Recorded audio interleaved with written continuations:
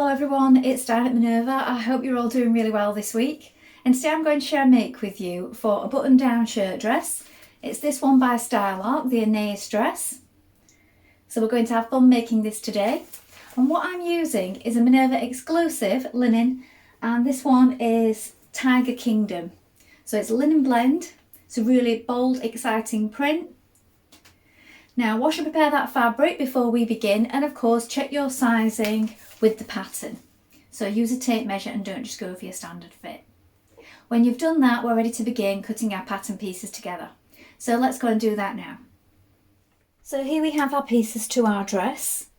So this is your front pieces, and on the left side we're going to have pockets, so you need to mark the pocket placement.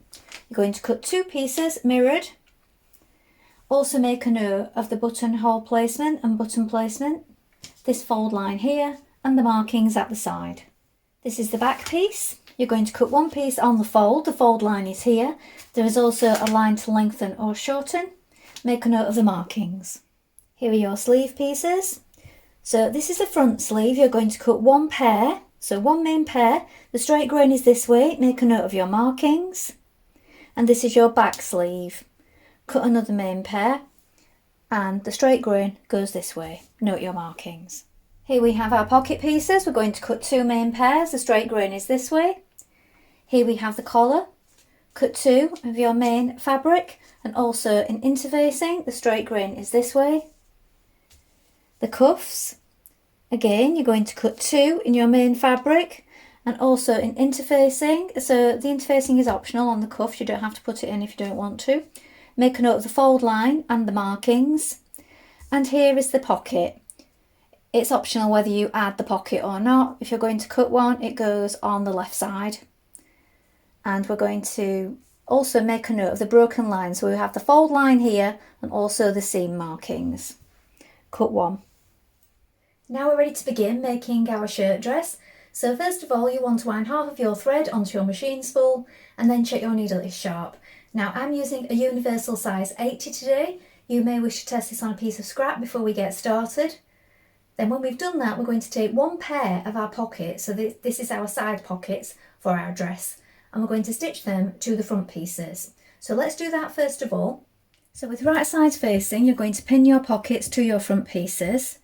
Between the markings here and here, we're going to sew inside, just inside the 1 centimetre seam. You can also overlock down this side if you wish once we've done that.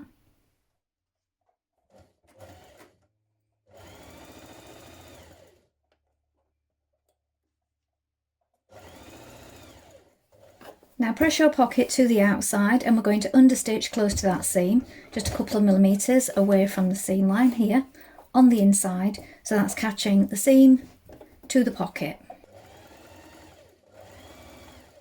Now fold the pocket back, and from the right side you're going to top stitch down the side of that pocket here. So we'll have these bits that stick out just 1 centimetre, and your pocket will be neatly stitched in place.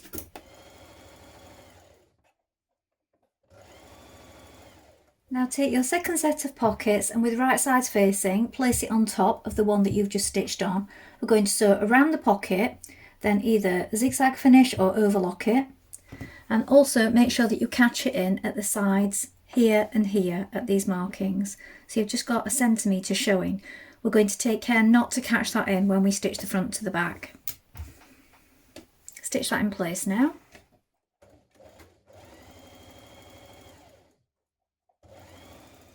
Now with right sides facing, you're going to sew the front to the back at the side seam like this.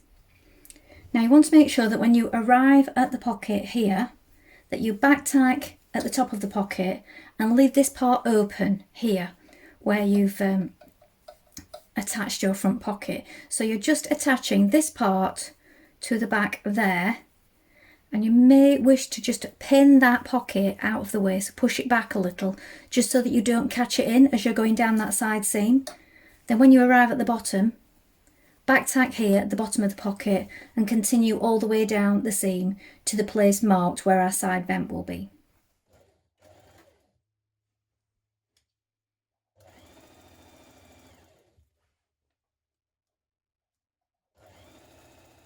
Now we're sewing with a 1 centimetre seam allowance throughout.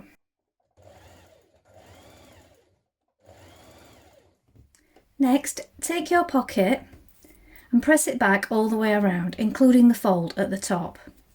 Then you're going to turn it to the wrong side so that you can stitch down either side here in the seam line, and then we can fold it back and poke those corners through.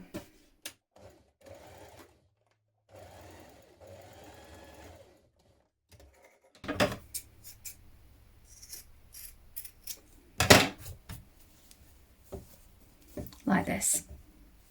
And do this on both sides. Stitch along the fold back of your pocket, catching to the edge.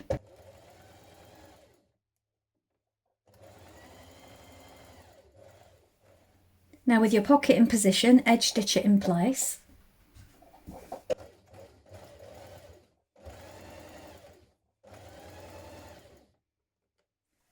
Next we're going to sew the front and back sleeve pieces together, here with a 1 centimetre seam, followed by the underarm seam, and when you've done that you can edge finish or overlock it.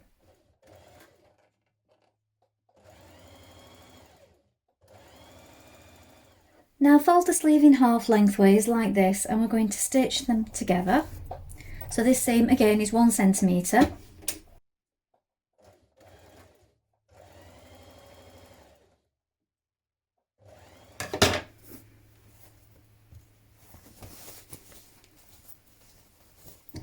Fold it on the fold line like this. We're now going to pin that to the bottom of our sleeve at the places indicated. Repeat this on both sides. When you've done this, we're going to stitch it in place, then overlock that raw edge. So with right sides facing, pop your cuff inside the sleeve like this at the bottom. Match your seam with the underarm seam. We're now going to stitch that in place.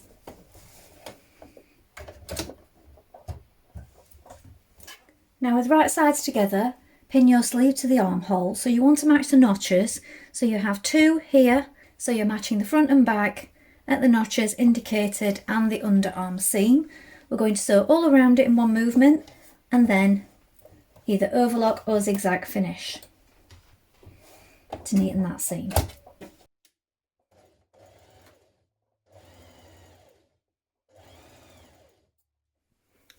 Now down the front of your shirt you want to press back the seam allowance first of all to the first marking, and then to the next marking you're folding it back again so it's double. I've also added some interfacing, so I've added a strip of interfacing down the front just to stabilise it because we're going to have buttonholes and buttons there. Fold it back, and now we're going to top stitch down close to the edge here where we folded it back.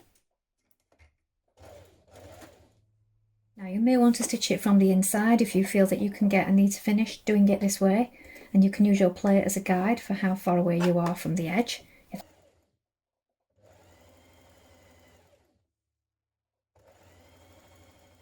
Now we're going to hem the body of your dress. Now you can either double turn the fold at the bottom or overlock it and stitch it singular like I'm doing. So if you start on one side, we're going to be going up the sides and turning and pivoting up at the sides where it goes into the curve. So I'm starting part of the way down one side here. I'm going to go around the curved edges and up the other side so I can turn neatly and come back and join where I've started sewing.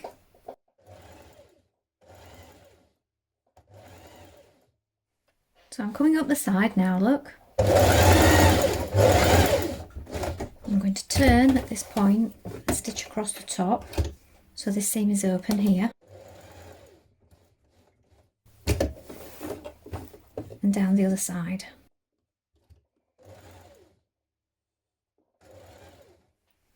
Now with right sides facing, you're going to bring your 2 collar pieces together. I've placed interfacing on mine. And you're going to sew the 3 outer edges. So the edge that is notched, you leave that running free for now. That's where we attach it to the dress.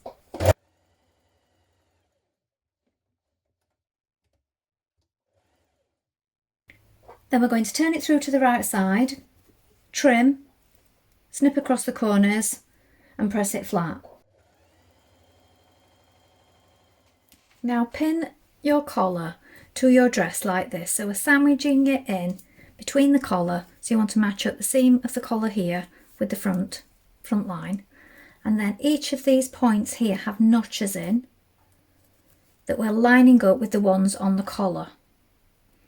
So look here, the shoulder points, the centre back, all the way along. And then once you've pinned that in place, we're going to stitch it in position.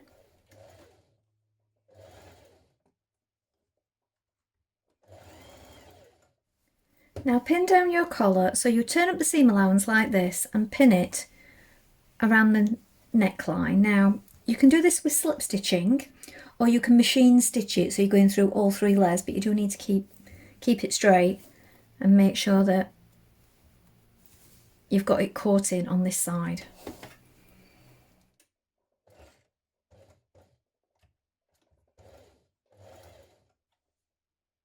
Now edge stitch around your collar.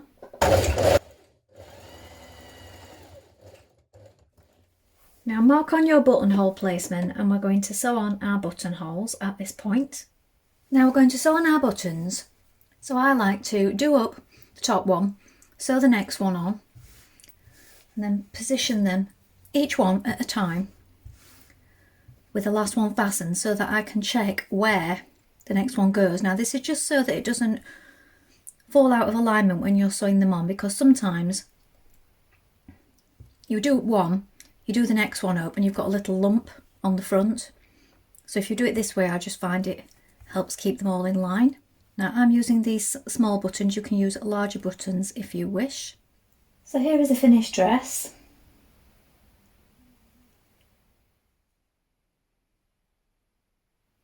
Well, I hope you've enjoyed sewing along with me today. I really enjoyed making this pattern. I think there's lots of different ways that you can style this up. So in this version here, it's being worn as a long overshirt with trousers, but you could belt it, you could shorten the length, you could add contrasting cuffs. There's so many things that you could do with it. Please let us know in the comments if you've made it before. Remember to include any photographs, because we love to see what you've been up to. If you'd like to get 10% off all your orders for a whole year, you can join the Minerva Craft Club, and also create a free account with us to join in with our wonderful worldwide sewing community. It's a great place to gain inspiration.